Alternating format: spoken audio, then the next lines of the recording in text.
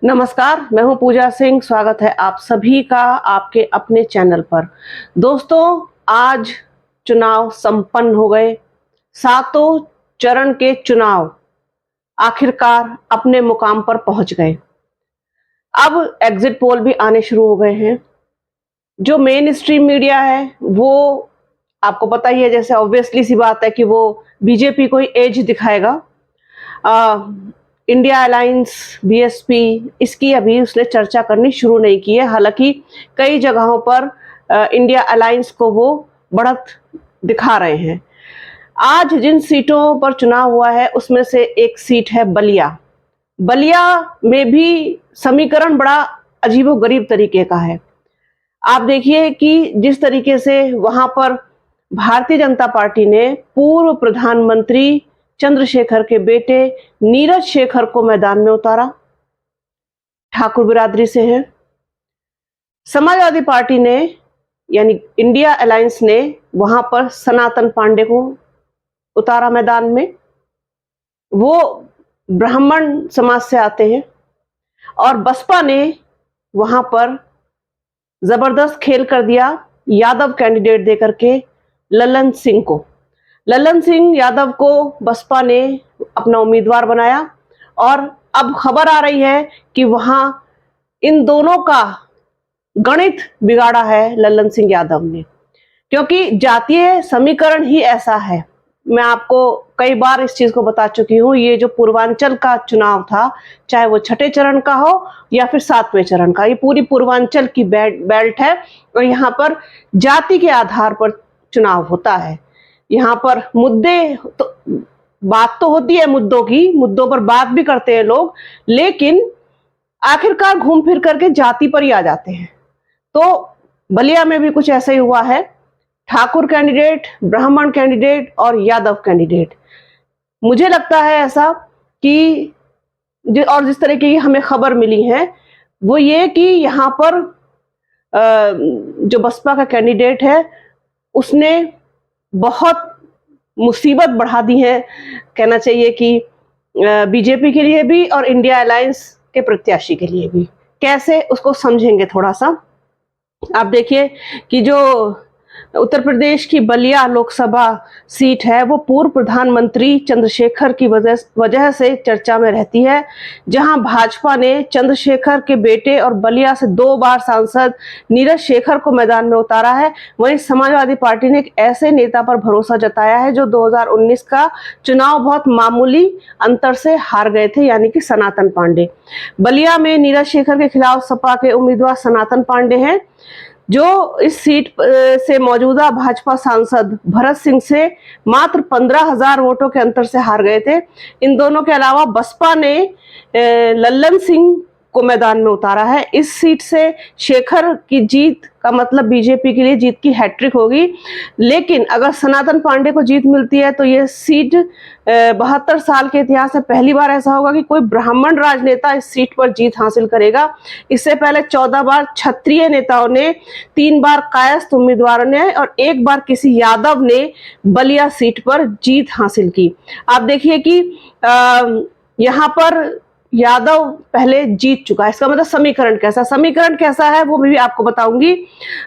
समीकरण आप देखिए कि इतना जबरदस्त है। बलिया में कुल 18 लाख मतदाता हैं, जिनमें से ब्राह्मण और अनुसूचित जाति यानी कि एससी वोटर, यानी कि दलित समाज से आने वाले वोटर बराबर मात्रा में है, यानी कि 15% हैं। 15% दोनों हैं ब्राह्मण और दलित वोट बैंक। इसके बाद राजपूत और यादव, यानी कि ठाकुर और यादव, ये दोनों भी बराबर हैं, सेम 13%। 13% यादव और 13% राजपूत। आप देखिए, और कुल मतदाताओं में मुसलमानों की जो संख्या है वो 7% है। इसके अलावा कुछ महत्वपूर्ण जातियां हैं जो यहाँ पर अपना अच्छा खासा प्रभाव रखती हैं, जैसे कि कुशवाहा, पाल, निषाद, भूमिहार, कुर्मी और राजभर। अब देखने वाली बात यह होगी कि ये जो समीकरण है ये बसपा के पक्ष में कैसे जाता हुआ दिखाई दे रहा है। आप देखिए कि एक तो बसपा का कोर वोट बैंक यानी कि दलित वोटर 15%, इसके अलावा 13% आपका यादव वोट बैंक जो बसपा का कैंडिडेट हैं। इसके अलावा आप देखिए कि थोड़ी बहुत और जातियां जो प्लस हो सकती हैं, अगर आप किसी और को अपने साथ लेकर के आने में सफल रहे, जो कैंडिडेट के खुद के व्यक्तिगत संबंधों पर आधारित होता है। तो ये जो समीकरण है ये अपने आप में जबरदस्त समीकरण है।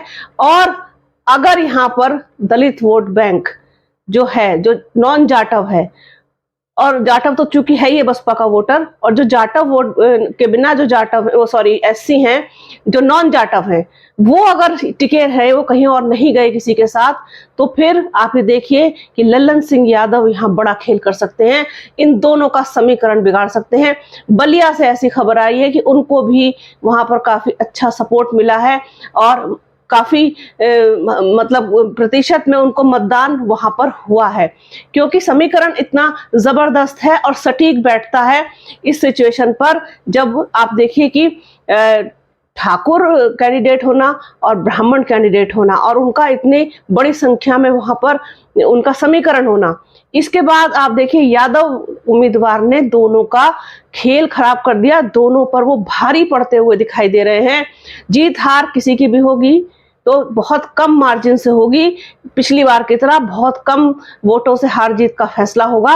लेकिन कुल मिलाकर के आप कह सकते हैं, जिस तरीके से घोसी हो गया, जिस तरीके से आपका बलिया हो गया, और मैं कह सकती हूँ उस चीज को कि मुझे देवरिया भी इसमें दिखाई देती है। तो ये जो जितनी जितनी सीटें हैं, ये अगर भले ही बसपा नहीं निकाल पाएगी, तो आप देखेंगे कि नंबर 2 पर की पोजीशन पर रहेगी और वोट प्रतिशत उसका ज्यादा होगा। और कहीं ना कहीं भारतीय जनता पार्टी को बड़ा डेंट देने का काम किया है इस बार बीएसपी ने। उनको चाहे जो भी कहते रहे आप, बीजेपी की बी टीम, सी टीम वगैरह वगैरह जो भी कहें, लेकिन इसमें सच्चाई तनिक भी नहीं है। जितना नुकसान बीएसपी ने बीजेपी को दिया है, इतना शायद किसी और को नहीं दिया। उन्हें कैंडिडेट ही ऐसे दिए हैं जो सीधे सीधे जाकर के इन्हीं के वोट बैंक में, यानी कि बीजेपी के वोट बैंक में ही सेंध लगाने का काम करते हैं। तो बलिया से भी ये खबर आई कि वहां पर बीएसपी के कैंडिडेट लल्लन सिंह यादव दोनों पर भारी पड़ते हुए दिखाई दे रहे हैं। तो ये एक चीज थी। बाकी नतीजा तो 4 जून को सबके सामने होगा, 19-20 होगा, हम गलत भी हो सकते हैं, रिपोर्ट्स के हिसाब से आपको बता रहे हैं, लेकिन काफी हद तक इसमें सच्चाई है। और जो कुछ भी होगा आपके सामने होगा। 4 जून को एग्जिट पोल आने शुरू हो गए हैं। इसी बारे में और चर्चा करेंगे। आज जो भी हुआ है, आज 13 सीटों पर, उनका पोस्टमार्टम भी आपके साथ जल्द ही शेयर करेंगे। तो बने रहिए हमारे चैनल के साथ। हमारे चैनल को लाइक कीजिए, शेयर कीजिए, सब्सक्राइब कीजिए, बेल आइकन जरूर दबाइएगा। अपना और अपनों का बहुत ख्याल रखिए। जल्द मिलूंगे आपसे एक नए वीडियो में, एक नए मुद्दे के साथ, एक नई चर्चा में।